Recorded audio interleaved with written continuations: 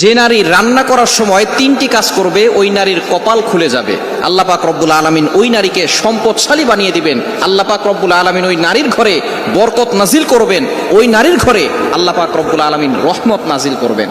অনেক মা বোনেরা এখন কিন্তু সংসারের ভিতরে সুখ চান, শান্তি চান, ঘরের ভিতরে রহমত চান, বরকত চান। বিশেষ করে যে সমস্ত নারীরা সংসারে বরকত চান তারা কিন্তু অবশ্যই এই তিনটি কাজ করবেন। দেখবেন আপনার ঘরের ভিতরে শান্তি আসবে এবং আপনার রান্না সুস্বাদু হবে এবং আপনার রান্না যারা খাবে তারাই আপনার প্রশংসা করবে। আমরা অনেকেই কিন্তু নিজের প্রশংসা শুনতে চাই এবং অনেকেই আমরা ঘরের ভিতরে বরকত চাই, রহমত চাই। এজন্য আমরা এই তিনটি কাজ করব। নাম্বার 1, 1 নাম্বার হচ্ছে আপনি যখনই রান্নাঘরে প্রবেশ করবেন তখন আপনি সালাম দিবেন। মনে রাখবেন রান্নাঘরে কিন্তু চুলা আছে। এই চুলা, গ্যাসের চুলা বলেন আর যেই চুলাই বলেন, এই চুলা থাকার কারণে যখন আপনি রাতের বেলা সেখানে থাকেন এখানে কিন্তু জিন জাতি থাকার সম্ভাবনা আছে। এই জন্য যখনই আপনি রান্নাঘরে ঢুকবেন তখনই সর্বপ্রথম 1 নাম্বার কাজ করবেন, সালাম দিবেন, আসসালামু আলাইকুম ওয়া রাহমাতুল্লাহ। কেউ থাকুক আর না থাকুক।